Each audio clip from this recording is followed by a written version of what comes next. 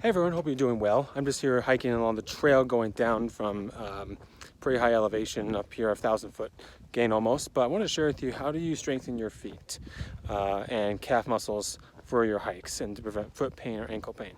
One of the things, the simple things I want to share with you is exercise can be a great way to strengthen those muscles. And one thing that I like to do is foam roll. Foam rolling is a great way to help release the tightness of the muscles in your lower calf and around that region of your lower leg.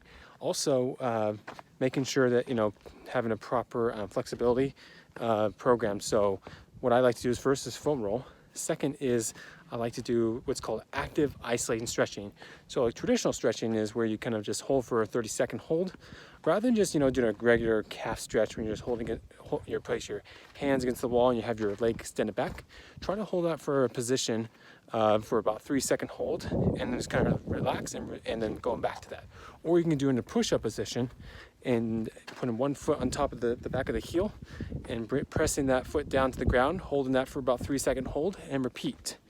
Some of those active stretches are going to help you there. Another thing I like to do is like foot ankle circles, pointing flex.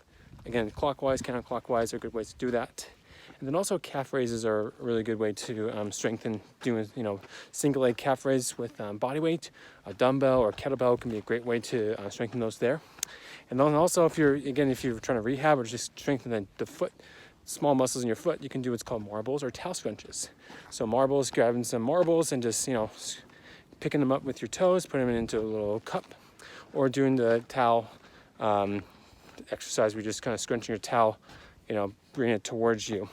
Anyway, hopefully those tips help you along the way. And if you like these tips here, hit that like button and message me if you have any other questions on how you get yourself fit and strong for the trail. Hope you're doing well, and remember, stay strong and happy hiking. Talk to you later.